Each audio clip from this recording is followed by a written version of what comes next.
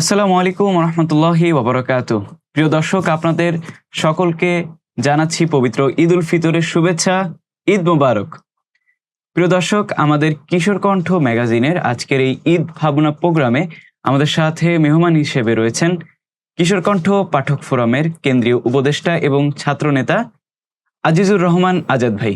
সালাম আলাইকুম ভাই। ওয়ালাইকুম আসসালাম রহমতুল্লাহ। ভাই কেমন আছেন আপনি? আলহামদুলিল্লাহ, তুমি কেমন আছো? আলহামদুলিল্লাহ ভালো আছি।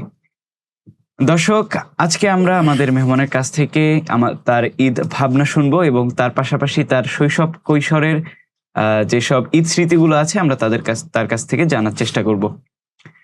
তো ভাই, আপনি আজকের ঈদটা আপনার কেমন গেল আজকে সারাদিন? জি আলহামদুলিল্লাহ, আল্লাহর রহমতে অত্যন্ত ব্যস্তময় এবং আনন্দময় সময় পার করেছি ঈদে। প্রতি বছর যেটি হয়ে থাকে, প্রতি বছরের ন্যায় এবছরও অনেকগুলো কাজ ছিল। অনেক সাথে দেখা সাক্ষাৎ হয়েছে, কথা হয়েছে, ঈদের শুভেচ্ছা বিনিময় হয়েছে, পরিবারকেও সময় দিয়েছি। সব মিলে চমৎকার ঈদ গেল আলহামদুলিল্লাহ। আলহামদুলিল্লাহ। ভাই, আমি আপনার কাছে প্রথমে যে প্রশ্নটা জানতে চাই সেটা হলো যে আপনার নাম আজাদ রাখা হলো কেন, বা মানে এই নাম রাখার পিছনে কোনো রহস্য আছে কিনা? আমার পুরো নাম হচ্ছে আজিজুর রহমান আজাদ। হ্যাঁ। মূলত আমার জন্ম হয়েছে 16 ডিসেম্বরে। আচ্ছা আচ্ছা। তো বাংলাদেশে যেহেতু 16 ডিসেম্বর হচ্ছে বিজয়ের মাস, বাংলাদেশ স্বাধীন হয়েছিল, মূলত বিজয় হয়েছিল এই দিনে। যার ফলে এই দিনে আমার জন্ম হওয়ার ফলে পরিবারের পক্ষ থেকে এই নামটি রাখা হয়। আর এই নামটির প্রস্তাব করেছিল মূলত আমার আব্বার একজন কলিগ, যিনি জব করতেন। আমার আব্বা ডিফেন্সে জব করতেন, সেনাবাহিনীতে জব করতেন আমার আব্বা। তো আমার জন্ম আবার ক্যান্টনমেন্টে হয়েছে। তো 16ই ডিসেম্বরে কুচকাওয়াজ যে প্রোগ্রাম হয়, সেই প্রোগ্রামে অ্যাটেন্ড করার সময় সেনা অফিসারটা অনেকে জানতে পারে যে আমার জন্ম হয়েছে আর কি। তো সেখান থেকে ওনারা প্রস্তাব পাঠায়, একজন আঙ্কেল কর্নেল ছিলেন, উনি পাঠান যে আমার নাম যেন আজাদ রাখা হয়। আজাদ মানে মুক্ত, স্বাধীন। হ্যাঁ। হ্যাঁ, তো এই জন্য মূলত আমার নাম আজাদ রাখা হয়েছে 16 ডিসেম্বর জন্মের কারণে। আচ্ছা আচ্ছা। আপনার শৈশব এবং কৈশোর কোথায় কেটেছে? আহ বলতে গেলে এটা একটু মজার ইস্যু। সেটা হলো যে আমার জন্ম হয়েছে চট্টগ্রামে। আচ্ছা। ছোটবেলায় চট্টগ্রামে ছিলাম আমরা। আমার খুব স্মৃতি মনে নেই চট্টগ্রামের। এরপরে দিনাজপুর আমার হোম ডিস্ট্রিক্ট, যেখানে আমরা সময় কাটিয়েছি ছোটবেলা, অনেক মুহূর্ত সেখানে আমার আছে। পড়াশোনা করেছি আবার ঢাকায়। আচ্ছা। ইন্টারমিডিয়েট পর্যন্ত ঢাকায় পড়াশোনা করেছি। রাজু গুপ্তের মডেল কলেজ থেকে আমি এইচএসসি সম্পূর্ণ করেছি। এরপরে আবার ইউনিভার্সিটিতে ভর্তি হয়েছি রাজশাহীতে। আচ্ছা। এবার রাজশাহী থেকে, রাজশাহী ইউনিভার্সিটি থেকে, সেখান থেকে বিবিএ এমবিএ সম্পূর্ণ করে এখন আবার ঢাকায় আছি, ঢাকায় পরিবার থাকে, এখানে আছি। অর্থাৎ আমার পুরো সময়টা বলতে গেলে লাইফের একটা বিভিন্ন ডিস্ট্রিক্টের সাথে আমার কানেকশন ছিল, লোকদের সাথে হয়েছে। তবে জীবনের গুরুত্বপূর্ণ মুহূর্তটা আমার ছোটবেলা দিনাজপুরে কেটেছে আর কি, ছোটবেলার সময়গুলো। এবং সেখানে অনেক মধুর স্মৃতি আছে, অনেক বন্ধু বান্ধব আছে আমার সেখানে। এবং এখন আলহামদুলিল্লাহ দিনাজপুরের প্রতি আলাদা একটা ভালো লাগা কাজ করে, যদিও বাস্তবতার কারণে, ব্যস্ততার কারণে সবসময় যাওয়া হয় না। তবে আমার শৈশবের সবচেয়ে মজার মুহূর্তটা ছিল দিনাজপুরে। সেখানে অনেকগুলো স্মৃতি জড়িয়ে আছে আমার সেই এলাকার সাথে। আচ্ছা আচ্ছা। আমরা শুনবো ইনশাআল্লাহ আপনার সেই স্মৃতিগুলো। তো আপনার ছোটবেলার ঈদগুলো আসলে কোথায় কাটতো? মানে বেশিরভাগ ঈদ আপনি কোথায় কাটাতেন? ছোটবেলায় তো সবসময় পরিবারের সঙ্গে থাকা হতো। পরিবার যেখানে যেখানে থাকতেন, চাকরির সুবাদে আব্বা। খুব ছোটবেলায় ঈদগুলো মনে নেই কোথায় কোথায় ছিলাম। সম্ভবত বিভিন্ন জায়গায় চাকরির কারণে আমরা সেখানে কাটিয়েছি। একটু যখন বড়, যখন আমরা রিকল করতে পারি আমাদের মুহূর্তগুলো, তখন মনে হয় যে দিনাজপুরে বেশিরভাগ ঈদগুলো আমরা কাটিয়েছি। আচ্ছা। এবং আমাদের গ্রামের বাড়িতে বেশিরভাগ ঈদগুলো কাটানো হয়েছে। আচ্ছা আচ্ছা ভাই, আমাদের সাথে আপনার জীবনের সবচেয়ে যদি কোনো একটা সুন্দর বা আনন্দঘন বা সবচেয়ে আকর্ষণীয় কোনো একটা ঈদ স্মৃতি যদি থাকে আমাদের সাথে আচ্ছা, একটু। আমি যদি বলি সেটি হচ্ছে যে 2025 সাল, গত আচ্ছা। বছরের ঈদ উল ফিতরটা ছিল সবচেয়ে আনন্দের ঈদ আমার জন্য আর কি। একটা ভালো ঈদ ছিল, কারণ আহ, আমরা একটা লক্ষ্য নিয়ে মূলত সমাজে বসবাস করি, বা আমরা ছাত্র আন্দোলনে যুক্ত আছি সবাই। তো একটা মিশন নিয়ে আমরা কাজ করি। তো মিশনটা হচ্ছে যে বাংলাদেশকে পরিবর্তন করার মিশন। তো এই মিশনের সাথে যারা সবচেয়ে বেশি জড়িত ছিল, যারা সবচেয়ে বেশি যোগ্য এই মিশনের দাবিদার, এবং যারা সবচেয়ে বেশি আমাদের অনুপ্রেরণা দেয়, শহীদরা। তো গত বছর 30শে মার্চ আমাদের ঈদ উল ফিতর হয়েছে। তো সেই দিনটি মূলত পুরোটা সময় আমরা শহীদ পরিবারের সাথে কাটিয়েছি। আচ্ছা। এবং সকাল থেকে শুরু করে, নামাজের পর থেকে শুরু করে এবং রাত 10টা পর্যন্ত প্রায় ঢাকাতে যাত্রাবাড়ি থেকে শুরু করে এই যে পল্টন এরিয়া, মিরপুর, উত্তরা, এখানে প্রায় 50টির অধিক শহীদের পরিবারের সাথে সময় কাটিয়েছি। তো আমার যতগুলো ঈদ এ পর্যন্ত আমি কাটিয়েছি আমার জীবনে, ছোট থেকে শুরু করে এই বড় হওয়া পর্যন্ত, এখন পর্যন্ত আমার কাছে মনে হয় এটা ছিল আমার সবচেয়ে ভালো ঈদ। যে সময়টা আমি শহীদ পরিবারের সাথে সময় দিতে পেরেছি, তাদের সাথে কথা বলার সুযোগ হয়েছে, তাদের ঈদের বিষয়ে খোঁজখবর নেওয়ার সুযোগ হয়েছে, তাদের ঈদ দিনগুলো কেমন যায় সেগুলো জানার সুযোগ হয়েছে। আমি মনে করি যে আমার জীবনের শ্রেষ্ঠ ঈদ হচ্ছে 2025 সালের 30শে মার্চ ঈদ উল ফিতর, গত বছরে? গত বছরের ঈদটি। আচ্ছা আচ্ছা। আরেকটা বিষয়, যেটা আপনার শৈশবের বেশিরভাগ সময় যেহেতু দিনাজপুরে কেটেছে, তো এটা একটা যেহেতু মানে গ্রাম অঞ্চল বা যে গ্রাম আপনি অঞ্চল। যেটা বললেন, তো সেই ক্ষেত্রে আপনার ওই ওই সময়কার ছোটবেলার যে ঈদের জামা কাপড় কেনা, তারপরে ঈদের সালামির ব্যাপার আছে, তারপর ঈদের বাজার ইত্যাদি যেসব জিনিসগুলো, এগুলো আপনি আমাকে যদি কোনো একটা স্মৃতি যদি আপনার থাকে এইসব বিষয়ের কেন্দ্রিক। আহ, আমাদের সে সময়টাতে না ঈদ সালামির প্রচলনটা ছিল, তবে গ্রাম পর্যায়ে এটা খুব পপুলার না। হ্যাঁ, এটা আচ্ছা। সালামিটা শহর পর্যায়ে বেশি পপুলার, যে এখনো ঢাকায় পাওয়া যায়। ঈদের দিন একটা বিশেষ মুহূর্ত থেকে সালামি আদায় করা। তা আমাদের সময় ছিল ঈদ কার্ড প্রচলন। হ্যাঁ, আচ্ছা আচ্ছা। আমাদের সময় দেখা যেত যে আমাদের বন্ধুদের কে একজন পায়, একটু সিনিয়র বা একটু জুনিয়র কে একজন, অনেকগুলি ঈদ কার্ড সে নিয়ে আসছে। নিয়ে এসে সে ছোট্ট করে কাপড় দিয়ে একটা দোকান তৈরি করেছে আচ্ছা এবং সেখানে ঈদ কার্ড গুলো সে ঝুলাই রাখতো এবং সে সেখান থেকে বিক্রি করতো। তো আচ্ছা। আমাদের টার্গেট ছিল যে সবচেয়ে ভালো ঈদ কার্ড গুলো সংগ্রহ করবো আচ্ছা। এবং সংগ্রহ করে আমার বন্ধুকে, আমার সিনিয়রকে বা পরিবারের সবাইকে ঈদ কার্ড গুলো উপহার দেবো। এবং আরেকটা প্ল্যান ছিল, ঈদ শেষে গণনা করতাম যে কে কতগুলো ঈদ কার্ড আমাকে দিয়েছে এবং পরবর্তী প্রকাশ করতাম যে আমি এতগুলো ঈদ কার্ড পেয়েছি, এতগুলো ঈদ কার্ড পেয়েছি। তো ঈদের বেলা ছোট আনন্দটা একটু ডিফারেন্ট ছিল আমাদের সময়। হুম হুম। ঈদ কার্ড দেয়া এবং নেওয়া, এটা ছিল আমাদের সবচেয়ে মজার বিষয় বন্ধুদের ভিতরে আর কি।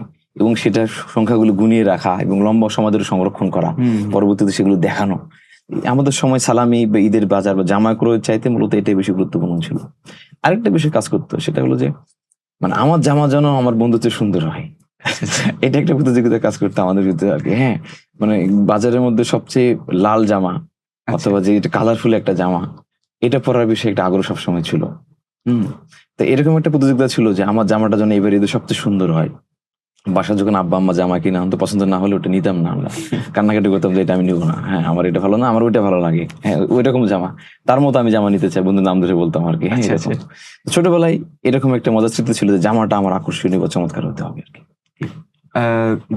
সেই সময় ঈদ কাটানোর সময় মানে আপনার যে পরিবার আত্মীয় স্বজন আছে, তাদের সাথে ঈদ কাটানোর মধ্যে কোনো একটা মানে স্মৃতি যদি আপনার থাকে আমাদের জানাতেন। আহ, ছোটবেলা আসলে ঈদটা ছোটদের জন্যই বলা আচ্ছা যাবে। আচ্ছা। ঈদ তো পুরো মুসলিম উম্মার জন্য আসে, সবচেয়ে বড় উৎসব হচ্ছে ঈদ আমাদের মুসলমানদের জন্য। কিন্তু আমার কাছে মনে হয় যে ঈদ ছোটদের জন্যই। হ্যাঁ, ছোটরা যারা থাকে, আমরা যারা থাকি, তো ছোটবেলায় সবচেয়ে মজা লাগতো আমার, সেটি হচ্ছে যে আত্মীয় স্বজনদের সাথে ঈদগাহে যাওয়াটা বিশেষ আচ্ছা আচ্ছা। মুহূর্ত মনে হতো আমার। কারণ এত মানুষকে একসাথে দেখা যেত না, সবাই নতুন জামা, হুম হুম। নতুন পোশাক, সবার মনের মধ্যে একটা আনন্দ। আর আমাদের ঈদগাহটা ছিল গ্রামে। আহ, তোমার ধরো যে 2-3টা গ্রামের ঠিক মাঝামাঝি পয়েন্টে, মিডিল হ্যাঁ পয়েন্টে হ্যাঁ। ছিল এবং আশপাশে কোনো বসত বাড়ি ছিল না, ঘর বাড়ি ছিল না, সবাই সেখানে আসতো। আমরা যখন হাঁটতাম রাস্তা দিয়ে আসতাম, তখন দেখতাম দূর দূরান্ত রাস্তা থেকে মানুষ হেঁটে আসছে, সেটা দেখা যাচ্ছে। হুম হুম। অনেকেই গ্রামের মেঠো পথ ব্যবহার করে জমির পাশ দিয়ে হেঁটে আসতেছে, দূর থেকে দেখা যেত। এটা আমার খুব ভালো লাগতো। এবং ঈদগাহে যাওয়ার পরে ওই যে বড়রা অনেক আদর করতো, অনেক সময় আমাদেরকে মানে কোলায় নিত, অনেক সময় মোসাফা করতো, কোলাকুলি করতো, খোঁজ খবর নিত। এটা খুব ভালো লাগতো আমাদের। এবং সবার ঈদের নামাজের কোলাকুলির একটা শেষে, ঈদের নামাজ শেষে যে সবার সাথে দেখা করা, হ্যাঁ। পরিবারের খোঁজ খবর নেওয়া, আনন্দ ঘন মুহূর্ত, এটা সবচেয়ে ভালো লাগতো আমার। ঈদের সময় যে গ্রামবাসীর সাথে একটা সময় সবার সাথে দেখা হওয়া, বন্ধুদের সাথে একসাথে বসে নামাজ আদায় করে ঈদগাহের মধ্যে বসে একসাথে অনেকগুলো মানুষ হেঁটে হেঁটে যাওয়া ঈদগাহের মধ্যে, এগুলো আলাদা একটা অনুভূতি ছিল, মজা ছিল। এখন ঢাকায় তো নামাজ আদায় করি আমরা, যেহেতু পরিবার সবাই ঢাকায় থাকে আমরা এখন, হুম। তো বাইতুল মোকাররম মসজিদে নামাজ আদায় করা হয় আচ্ছা। বা অন্য কোনো মসজিদে নামাজ আমরা আদায় করি ঢাকাতে। তো গ্রামের যে চমৎকার পরিবেশ, আত্মীয় স্বজন, প্রতিবেশীর সাথে ঈদ কাটানো, সেটা এখন আর খুঁজে পাওয়া যায় না। তবে সেই স্মৃতিগুলো আমার খুব মিস করি এবং এই সময়গুলো আমরা চাই ছোটবেলা সবার জীবনে থাকুক। এগুলো একটা বড় স্মৃতি হিসেবে কাজ করে এবং সামাজিক আহ আহ ভ্রাতৃত্ববোধ তৈরিতে, ঐক্য তৈরিতে চমৎকার ভূমিকা রাখে গ্রামের ঈদগুলো। আমি চাই যে আল্লাহ রাব্বুল আলামিন বাংলাদেশের শিশুদের প্রত্যেকটি ঈদ কেমন চমৎকার করুক আর কি। আমিন। আরেকটা জিনিস ভাই, আপনার কথার মধ্যে আংশিক ফুটে উঠেছে, তো আমি পুরোটা জানতে চাচ্ছি যে আপনি আপনার ছোটবেলার ঈদের সাথে বর্তমান ঢাকায় যে ঈদগুলো করছেন, তো সেটার মধ্যে কি কি বড় পার্থক্যগুলো আপনি দেখতে পান? আহ, আমার আব্বা তো জব করতেন, গভর্নমেন্ট জব করতেন, তার ফলে আব্বা ম্যাক্সিমাম সময় বাসার বাইরে থাকতেন। আচ্ছা। তো আব্বাকে আমরা খুব কম পেতাম ছোটবেলা থেকে। তো সবচেয়ে মজার যে জায়গাটা ছিল গ্রামে ছোটবেলায় ঈদে, সেটা হলো আব্বা ঈদে বাসায় আসতেন ছুটি কাটানোর জন্য। আব্বা আসতেন, আমরা কখন জানতাম না, ছোট মানুষ যেহেতু বুঝতে আচ্ছা, পারতাম না। হ্যাঁ। তো আব্বা যখন আসতেন তখন আব্বাকে দেখেই আমরা ছোট মানুষ একটু আবেগ আপ্লুত হয়ে যেতাম আর কি, আব্বাকে জড়িয়ে ধরতাম। আরো মজার বিষয় ছিল, আমরা যখন সকালে ঈদের দিন ঘুমিয়ে থাকতাম খুব সকালে, হুম। যখন স্বাভাবিকভাবে ছোটরা উঠতে পারে না যে সকালে, সে সকালে আব্বা আমাদের হাতের মধ্যে টাকা দিয়ে যেতেন। এটা সালামি না, আচ্ছা। ঘুমানো অবস্থায় আব্বা আমাদের হাতে টাকা দিয়ে দিন, আমরা বুঝতে পারতাম যে আব্বা আমার হাতে টাকা দিচ্ছেন। তো আব্বা হাতের মধ্যে টাকা দিয়ে হাতটা সুন্দর করে আবার আস্তে ভাঁজ করে দিয়ে দিতেন, এরকম করে আমরা বুঝতে পারতাম যে আব্বা আমাদের টাকা দিচ্ছেন এগুলো, হ্যাঁ। আচ্ছা, আচ্ছা। তো এই যে ছোটবেলায় যে ঈদগুলো এভাবে আব্বা আমাদেরকে ভালোবাসা দিতেন, আগলে রাখতেন, তো এটা আসলে বড় হওয়ার পর পাওয়া যাচ্ছে না। এটা ঢাকাতে হোক বা ঢাকার বাইরে হোক, কোথাও এটা পাওয়া যাচ্ছে না। তো ছোটবেলার এই যে স্মৃতিটা, পার্থক্যটা এটা স্পষ্ট হয় এখন আমরা ঢাকা ঈদ কাটাচ্ছি বা বড় হয়েছি বা গ্রামে যদি কাটাই কখনো। আমার মনে হয় যে এই স্মৃতিগুলো সহজে আর ফিরে আসবে না আর কি আমাদের ভিতরে। এটা খুব মিস করি। ছোটবেলার এই মুহূর্তগুলো আমি এখনো খুব ভীষণভাবে অনুভব করি যে এগুলো আলাদা একটা ভালো লাগা ছিল আমাদের ভিতরে। এবং এটা চরমভাবে ভালো লাগা কাজ করত। যেটা এখন খুব বেশি মিস করি। অবশ্যই। এই যে বর্তমানে আপনি ছাত্র জীবন পার করছেন, চলমান ছাত্র জীবন। এর মধ্যে আপনি এই যে নেতৃত্বগুলো দিচ্ছেন ছাত্র আন্দোলনগুলোতে। তো এর মধ্য দিয়ে আপনি ঈদগুলো কিভাবে কাটাচ্ছেন? মানে দায়িত্ব তো খুব বড় দায়িত্ব পালন করছেন আপনি। এর মধ্যে দিয়েও ঈদগুলো কিভাবে যাচ্ছে আপনার? আ এই আমাদের যে সাংগঠনিক সার্কেল রয়েছে, আমাদের যে ছাত্র সংগঠন রয়েছে, এই সার্কেলের মধ্যে আসলে আমাদের স্পেসিফিক একটা কাজ থাকে যে চলো গ্রামে যে কর্মসূচি পালন করি আমরা। আচ্ছা, অর্থাৎ আচ্ছা। আমাদের ঈদটা যেন সবার সাথে হয়, হুম। সমাজের সবার সাথে হয়। এটা চেষ্টা করা হয়। তো আমরা যারা ঢাকায় বিভিন্ন কারণে থাকা হয়, দায়িত্বের কারণে বা পরিবার থাকার কারণে থাকা হয়, তাদের ক্ষেত্রে একটু ব্যতিক্রম হয়। হুম। যারা ঢাকায় থাকেন তাদেরকে সংগঠন ঢাকায় নিয়ে দায়িত্ব সবগুলো পালন করতে হয়। হুম। তো আমাদের সাংগঠনিক জীবনের সবচেয়ে গুরুত্বপূর্ণ সময়টা হলো যে ঈদের সময়টাতে আমরা চেষ্টা করি যে একটু ফ্রি থাকার জন্য, ব্যক্তিগত কিছু কাজ করার জন্য। প্রত্যেকবারে প্ল্যান করি যে এবার ঈদে একটু ভালো ঘুমাবো বা রেস্ট নেবো। কিন্তু কোনো ঈদে হয়ে ওঠে না। তো আমাদের ঈদের যে রুটিনটা অ্যাজ ইউজুয়াল থাকে আরকি ঈদের দিন, সেটা হচ্ছে যে ঈদের আগের দিন আমরা ঠিক করে ফেলি যে আমরা কোথায়, কোথায় আমরা যাবো বা আগামীকাল কি যাবো। করবো? হ্যাঁ। কাদের বাসায় যাবো, কার বাসায় যাওয়া উচিত, কোথায়, কোথায় আমাদের একদিনে যাওয়া সম্ভব বা ঈদের দিন বা ঈদের ২-১ দিনের মধ্যে যাওয়া আসা দরকার। এরকম একটা রুটিন আমরা করে ফেলি। হুম। এবং আমার যত আত্মীয়স্বজন আছে, বন্ধু-বান্ধব এবং সাংগঠনিক সার্কেলে যারা রয়েছে, আগের দিন ঈদের রাতের যেটা চাঁদ রাত আমরা বলি, চাঁদ হুম, রাতে হুম। সবাইকে মেসেজ করার চেষ্টা করি। আচ্ছা, আচ্ছা। মেসেঞ্জারে, টেলিগ্রামে, হোয়াটসঅ্যাপে সবাইকে মেসেজিং করার চেষ্টা করি। ঈদের শুভেচ্ছা বিনিময় করি, খোঁজখবর নেওয়ার চেষ্টা করি, কথা বলার চেষ্টা করি আমরা এভাবে। আর ঈদের দিন সকালে নামাজ পড়ার পরে একটা আমরা শিডিউল ঠিক করি। বিশেষ করে ঢাকার পার্শ্ববর্তী শাখাগুলো যেগুলো আছে, হুম। বিশেষ করে আমি গত ঈদে ময়মনসিংহ গিয়েছিলাম, গাজীপুর গিয়েছিলাম, ঢাকা জেলা উত্তর, ঢাকা জেলা দক্ষিণ, আশপাশ যতগুলো শাখা রয়েছে, সব শাখাগুলো যাওয়ার আমরা চেষ্টা করি। সেখানে গিয়ে ভাইদের সাথে ঈদ পুনর্মিলনী নিয়ে প্রোগ্রাম করা, ঈদে বিশেষ ইভেন্ট থাকে ভাইরা অনেক সময় খেলাধুলা আয়োজন করে, হুম, সেগুলোতে সময় দেওয়া, বিভিন্ন বাসাতে যাওয়া। আর মোস্ট ইম্পর্টেন্ট থাকে হচ্ছে আমাদের কোনো শহীদ পরিবার থাকলে আশপাশে, হুম। এই শহীদ পরিবারের সাথে গিয়ে স্পেশালি দেখা করা, তাদের সাথে কথা বলা, খোঁজখবর নেওয়া এবং তাদের সাথে ঈদের আনন্দ ভাগাভাগি করার চেষ্টা আমরা করে থাকি। তো আমাদের ঈদটা মূলত ঈদের ১ দিন বা ২ দিন বা ঈদের ৩য় দিন পর্যন্ত মূলত এভাবে একটা রুটিন মেইনটেইন করে আমরা ঈদগুলো পরিচালনা করি। তো আমাদের ঈদ আলহামদুলিল্লাহ খুব এক্সেপশনাল হয়। একটা চমৎকারভাবে একটা প্ল্যান ওয়েতে আমরা ঈদটা পালন করার চেষ্টা করি। যাতে করে সব জায়গায় আমাদের খোঁজখবরের জায়গাটা ইনশিওর হয়। যেহেতু ছাত্র নেতা হিসাবে বা ছাত্র সংগঠক হিসাবে সবার প্রত্যাশা থাকে আমরা একটু সবার সাথে যোগাযোগ রাখবো, খোঁজখবর রাখবো। তো সেই জায়গাটা আমরা প্ল্যান করে চেষ্টা করে থাকি। তারপরে সবার আমরা খোঁজখবর নিতে পারি না। যেমন আজকে ঈদের দিন। আজকে অনেকের সাথে এখনো কথা বলার সুযোগ হয় নাই। আমি চেষ্টা করব ২-১ দিনের মধ্যে যাতে করে সবার সাথে একটা কথা বলতে পারি। একটা সামাজিক ভ্রাতৃত্ববোধ, ভালো পরিবেশ যেন ঠিক থাকে। একে অপরের সাথে দোয়া বিনিময় করা যে শুধু সেটা যেন তৈরি হয়, এটা আমরা চেষ্টা করে থাকি। আপনার কাছে এই পরে যে একটা জিনিস জানতে চাবো সেটা হলো যে আপনার কাছে এই আমাদের জীবনে ঈদের মূল শিক্ষাটা আসলে কি? আ আমরা তো দেখেছি যে ঈদটা আমরা পেয়েছি আজকে, ঈদের দিন। হুম। পূর্ণ ১ মাস আমরা সিয়াম সাধনা রমাদানের পরে আমরা মূলত পেয়েছি। আমরা রমাদান মাসে চেষ্টা করেছি যে আল্লাহ রাব্বুল আলামিনের রঙে রঙিন হওয়ার জন্য। তাকওয়া, আত্মগঠন এবং সংযমের যে শিক্ষা সেটি কাজে লাগানোর জন্য। হুম। এবং ঈদের দিন কিন্তু দোয়া কবুলের দিন। আল্লাহ রাব্বুল আলামিন ঈদের দিন অসংখ্য মানুষকে মাফ করে দিবেন, তার দোয়া আল্লাহ রাব্বুল আলামিন কবুল করবেন। তো ঈদের প্রধান শিক্ষা হচ্ছে যে একজন নিষ্পাপ বান্দা হিসেবে আল্লাহ রাব্বুল আলামিনের কাছে চেয়ে নেওয়া যে আল্লাহ রাব্বুল আলামিন যেন আমার বিগত সকল গুনাহগুলো মাফ করে দেন ঈদের দিনে। এই শিক্ষাকে বা এই মুহূর্তটাকে সবার কাজে লাগানো উচিত। আমরা আল্লাহ রাসূলের সাহাবীদের ক্ষেত্রে দেখেছি যে ঈদের দিন ওনাদেরকে খুঁজে পাওয়া যেত না। বিশেষ করে হযরত উমর রাদিয়াল্লাহু আনহু তিনি কান্নাকাটি করতেন ঈদে। তারা ঘরের মধ্যে গেট লাগিয়ে দিয়ে তিনি কান্নাকাটি করতেন যে আল্লাহ রাব্বুল আলামিন তাকে মাফ করলো কিনা। তো আমার মনে হয় প্রত্যেক মুসলমানের উচিত হবে যে আমার বিগত সময়ে যতগুলো ছোটখাটো ত্রুটি হয়েছে বা ভুল করে ফেলেছি বা আমরা অন্যায় করেছি এগুলোর জন্য আল্লাহর কাছে ঈদের দিন মাপ চাওয়া। ঈদের দিনে বড় শিক্ষা হচ্ছে যে আল্লাহ রাব্বুল আলামিনের কাছ থেকে নিষ্পাপ বান্দা হওয়ার জন্য চেষ্টা করা।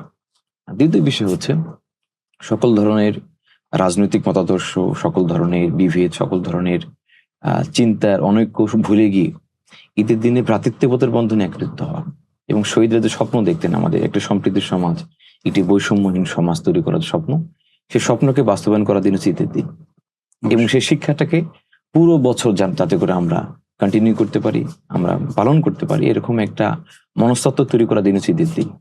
আমি আশা করছি যদি পুরো সমাজ ব্যবস্থা যদি আমাদের এরকম একটা নৈতিকতা সমৃদ্ধ সমাজ আমরা গঠন করতে পারি বা গঠন করতে চাই, সেক্ষেত্রে ঈদের দিনকে প্রধান হিসেবে গ্রহণ করা উচিত আমাদের, যেখানে ভ্রাতৃত্ববোধের জন্ম হয়, যেখানে হিংসা বিভেদ দূর হয়, যেখানে একে অপরের প্রতি সম্মানবোধ তৈরি হয়, শ্রদ্ধাবোধ তৈরি হয়, সমন্বিত তৈরি হয়। এরকম একটি দিনকে আমার মনে হয় মুসলিম বিশ্বের জন্য একটি চমৎকার দিন হিসেবে গ্রহণ করা দরকার, যার মাধ্যমে মুসলমানরা একটি চমৎকার সমাজ, একটি চমৎকার বিশ্ব উপহার দিতে পারবে। ইনশাআল্লাহ। আরেকটা জিনিস যেটা ভাই, তরুণদের কাছে এই যে ঈদের শিক্ষা, এটা আপনি মানে পৌঁছে দেওয়ার জন্য আমাদেরকে কিছু পরামর্শ যদি দিতেন। জি। আহ, আমি বরাবরই আমরা খেয়াল করেছি আর কি, আমি সহজে আমরা বর্তমান তরুণ সমাজ আমরা একটা পরিবর্তনে বিশ্বাসী। হুম। বাংলাদেশে নতুন বাংলাদেশ, একটি সবার বাংলাদেশ তৈরি হোক, এই প্রত্যাশা নিয়ে তরুণ সমাজ বর্তমানে বাংলাদেশে সকল অঙ্গনে বিরাজ করছে। সকল ধরনের অন্যায় অপকর্মের বিরুদ্ধে তরুণ সমাজরা আজকে জাগ্রত হয়েছে। তো আহ্বান থাকবে যে তরুণ ছাত্র সমাজ যেন আমাদের সকল শহীদ দেশের যে শিক্ষা রয়েছে, তাদের যে প্রত্যাশা ছিল শহীদদের এবং শহীদ পরিবারের স্বপ্ন, সেই স্বপ্ন যেন বাস্তবায়নের তরুণ সমাজ কাজ করে যায়। এবং পাশাপাশি আবেদন থাকবে, ঈদ হচ্ছে একটি, ঈদ মানে হচ্ছে খুশি, ঈদ মানে হচ্ছে আনন্দ। ঈদের আমেজ যেন পুরো দেশব্যাপী সমাজব্যাপী ছড়িয়ে যায়, এই জন্য তরুণদেরকে খুব বেশি করে কাজ করতে হবে। আর পাশাপাশি ভ্রাতৃত্ববোধ, শিশুদের মনের মধ্যে নির্মল যে হাসি আনন্দ ফোটানোর চেষ্টা করা তরুণদের উচিত। পাশাপাশি পরিবার পরিজনের সাথে একটি পূর্ণাঙ্গ ঈদ যেন পালন করা যায়, এই বিষয়ে তরুণদের উদ্যোগ নেওয়া দরকার।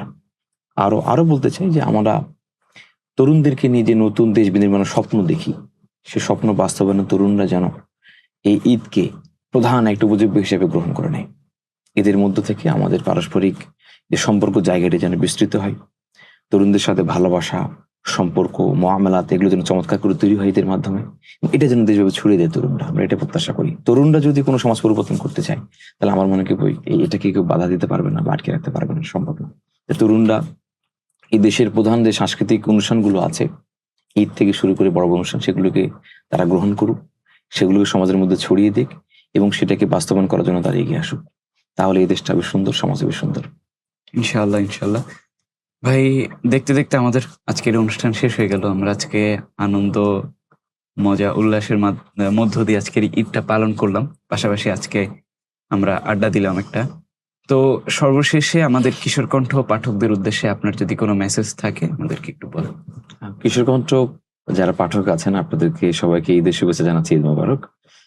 দেখুন, কিশোর কণ্ঠ এমন একটি পত্রিকা যেটা শিশুদের মনে ইমানের পরিচর্যা করে, শিশুদের মনের মধ্যে মনুষ্যত্ব একটা জাগ্রত করে। একটি পত্রিকার মাধ্যমে একটা জাতি তৈরির জন্য অনেক যে উপাদানগুলো প্রয়োজন হয়, সার্বিক বিষয়গুলো সেখানে আছে। একটা শিশুর কোন ধরনের কবিতা পড়া উচিত, কোন ধরনের গল্প পড়া উচিত, প্রবন্ধ পড়া উচিত এবং কোন ধরনের পত্রিকা পাঠের মাধ্যমে একজন ব্যক্তিত্ব সম্পন্ন মানুষ হিসেবে গড়ে উঠতে পারে, সেই সব বিষয়গুলো কিশোর কণ্ঠের মধ্যে রয়েছে। কাজে অনুরোধ করবো কিশোর কণ্ঠ পাঠকদেরকে যে আপনারা এই ঈদের আনন্দে কিশোর কণ্ঠের যে পত্রিকাটি রয়েছে সবাইকে আপনার উপহার প্রদান করবেন। আপনাদের অন্যান্য উপহারের পাশাপাশি কিশোর কণ্ঠের পত্রিকাটি আপনি আপনার বন্ধু, অন্যান্য যারা শিশু কিশোর তাদের মধ্যে আপনার উপহার দিবেন, প্রত্যেক শিশু কিশোরের কাছে আপনার পৌঁছে দিবেন। আমি আশা করছি কিশোর কণ্ঠ পরিবারের স্বপ্ন দেখে একটি নৈতিকতা সমৃদ্ধ শিশু গঠনের জন্য, একটি সমাজ গঠনের জন্য, সেই সমাজের সাথে আপনারা, সে লক্ষ্যের সাথে আপনারা একমত হবেন এবং সেই শিক্ষাকে আপনারা ছড়িয়ে দিবেন, সে প্রত্যাশা রাখছি। অসংখ্য ধন্যবাদ ভাই, আপনি আপনার জীবনের ব্যস্ততার সময়গুলো থেকে আমাদেরকে সময় দেওয়ার জন্য অসংখ্য ধন্যবাদ জানাচ্ছি। এবং দর্শক, আপনারা যারা শুরু থেকে শেষ পর্যন্ত আমাদের সাথে ছিলেন, আপনাদেরকেও অসংখ্য ধন্যবাদ জানাচ্ছি। দর্শক, আমাদের ভাইয়ের সাথে আমি একমত প্রদর্শন করছি।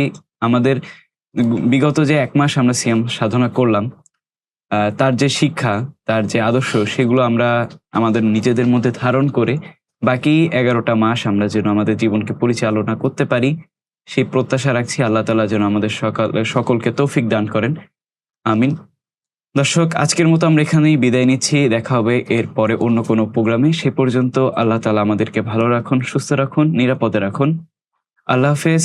আসসালামু আলাইকুম ওয়া রাহমাতুল্লাহি ওয়া বারাকাতুহু।